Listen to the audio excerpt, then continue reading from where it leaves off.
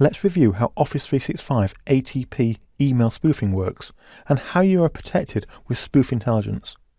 Spoofing is the act of sending out communications made to look as though they originate from a different user or source. For example, someone could create an email which impersonates another sender, using the reputation of the impersonated person or company to gain the trust of an email recipient. Spoofing is usually carried out for fraudulent or malicious purposes, such as sending out fake emails impersonating a bank to gain password information to then steal money. Before we can chastise all spoofed emails, there can be a few legitimate reasons for spoofing. For example, a third-party company can send out a survey or advertising on your behalf. An assistant, such as a PA who sends out emails on another person's behalf. And sending emails from a mailing list application.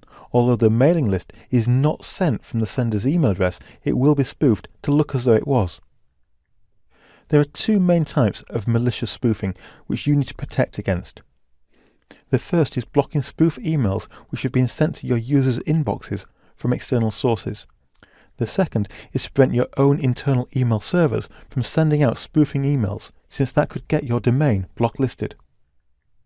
To manage spoofing to or from your domain, you can use the Office 365 Security and Compliance Center.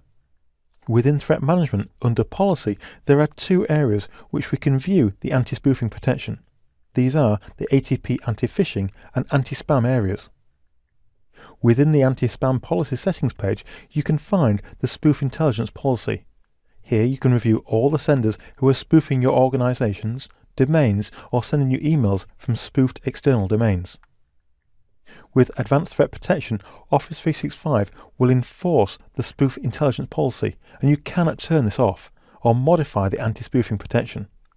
You can, however, configure how strictly Office 365 enforces the anti-spoofing protection within the anti-phishing policies that you can create.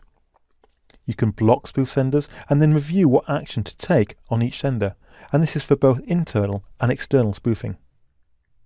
Located within the ATP anti-phishing policy settings page, you can find the anti-spoofing protection option.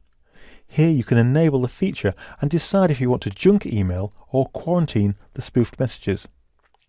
You can see that the anti-spoofing is tightly woven into Office 365, and whilst you can edit some basic settings, you can't gain access to the advanced protection settings in the Security and Compliance Center or even by using PowerShell commandlets.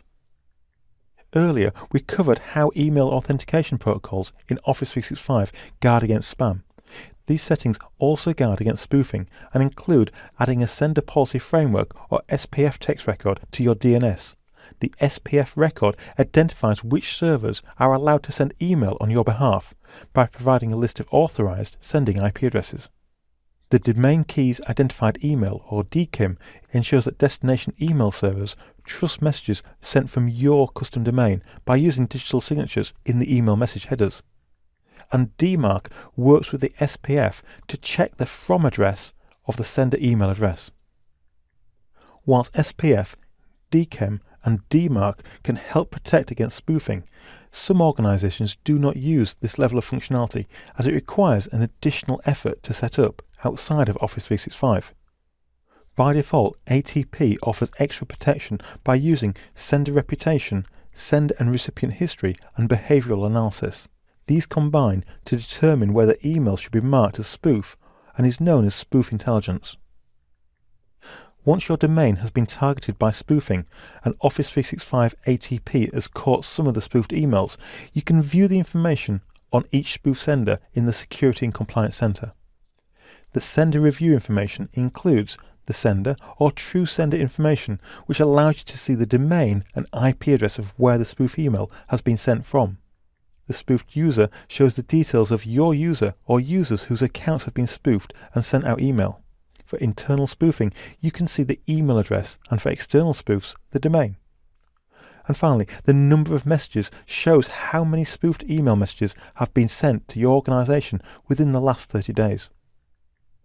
You can also see the number of user complaints, which is the number of complaints that have been filed against the sender in the last 30 days. A complaint is counted as the number of junk submissions made to Microsoft. The authentication result will give you some insight as to whether the anti-spoofing protections are working correctly. For example, did the sender pass the authentication checks within Exchange Online protection? And the decision set by shows who made the decision to allow the sender to send spoof email. This could be an administrator or the spoof intelligence policy. Don't forget that some forms of spoofing are legitimate. And finally, you can see last seen, which is the date on which the last message was received by the sender. Allowed to spoof, which is used to set up legitimate spoofing, and the values include yes and no. If the value is set to no, then spoofed messages will be marked as spam. A value of some users is also possible, which is when the spammer is spoofing multiple email addresses. The spoof type shows if spoof email is being sent from your domain, such as internal, or from an external source.